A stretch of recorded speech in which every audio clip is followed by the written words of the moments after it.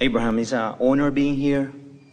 I made my trip from Colombia, South America, to see you. First time.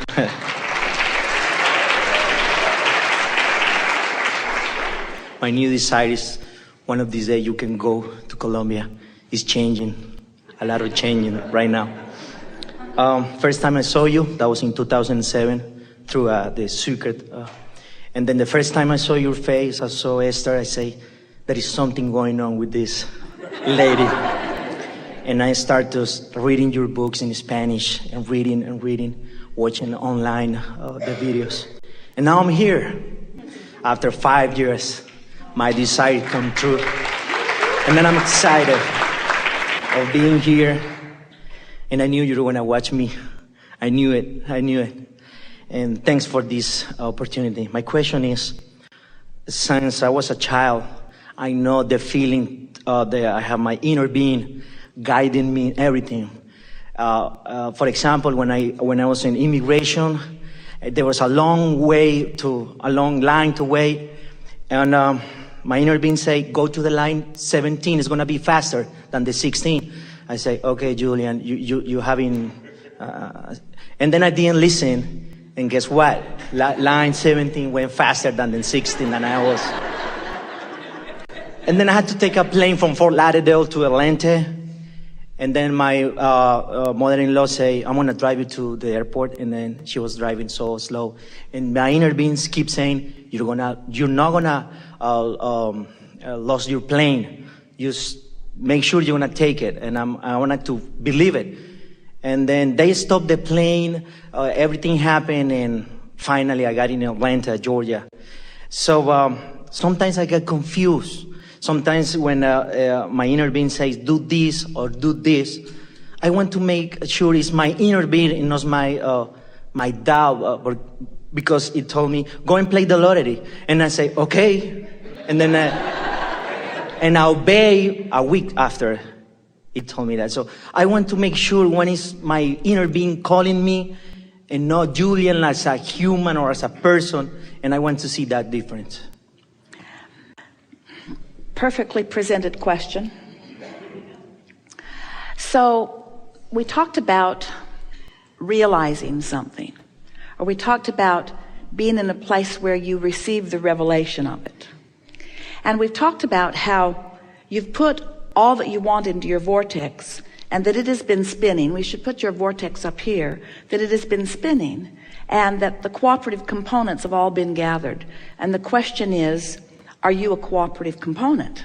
So if you're in the vicinity of that high-flying source energy, source-involved vortex, if you're in the vicinity of that and you get an impulse and you follow it, the impulse is always the right one.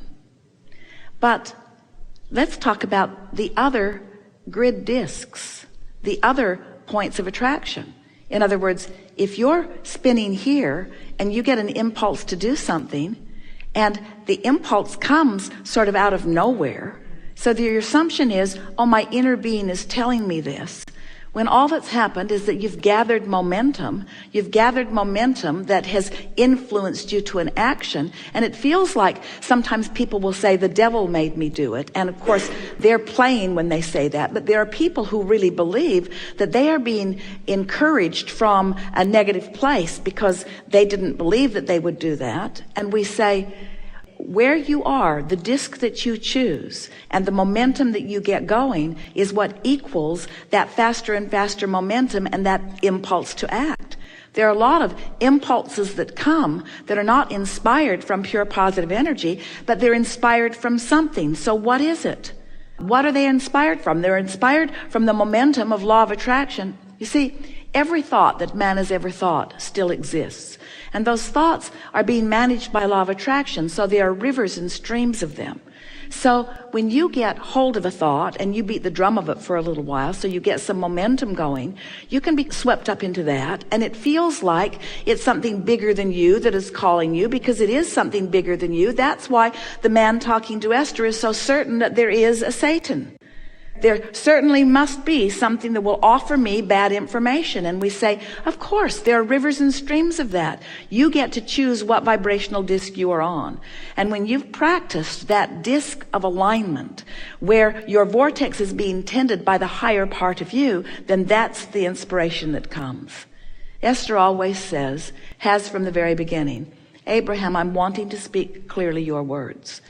And what she means by that is, I want to be in the vibrational place that your impulses and your message and your meaning will be so clear to me that I will find the words that express it, you see.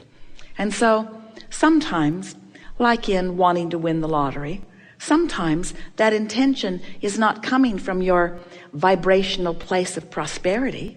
Sometimes that desire to win the lottery is coming from your place of not having enough. So you're not on the disc. You're not on the disc that is in alignment with all that you are, but still the impulse comes, you see.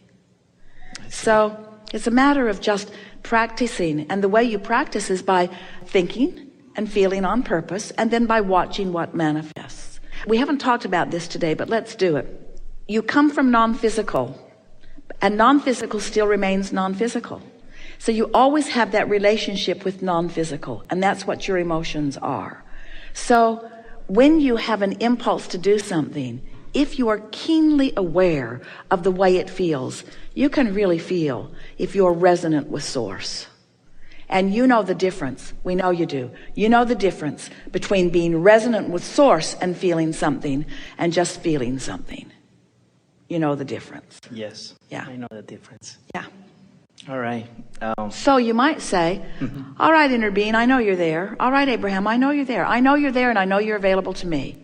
And I also know that it's up to me to choose a high frequency disc in order for our communication to be steady and constant. And so I'm practicing myself there all the time. Esther laughs every now and again, not laughs so much as complains. But it is laughable. It's just annoying to her when she knows that she has access to this, that she would choose anything less than this. Why would I ever choose anything less than this? And friends, well-meaning friends, will say, well, you're human. And Esther will say, well, that stinks, doesn't it? In other words, I don't have to be so human. I don't have to choose those lower discs. I know better. And we say, how do you know you're on a high-flying disc if you're not occasionally on a low-flying disc? How do you know who you really are if you don't occasionally pinch yourself off from who you really are? And how do you keep your wanting to be who you really are sharp if you're not occasionally not who you really are? In other words, you see what we're getting at? The source never gives up on you, so you don't need to worry about getting so out of sync that you'll lose your connection. You can't do that. You'll never lose your connection. It's an eternal connection. So just play with it until you find your bearing. The wire walker is not out there on that wire just holding steady. He'd fall in Niagara Falls immediately if that's what he is doing. He's moving, he's flexing, he's moving with the wind, he's compensating for what's going on around him. He's finding his balance constantly, and sometimes it's so subtle you can't see it, and sometimes it's not so subtle and you can see it, but he's always seeking balance, and that's what you're doing too. Always seeking the balance of alignment and not being hard on yourself if you occasionally aren't right on it. Okay. Oh, thank you very much. I appreciate this time. Really good. We do as well.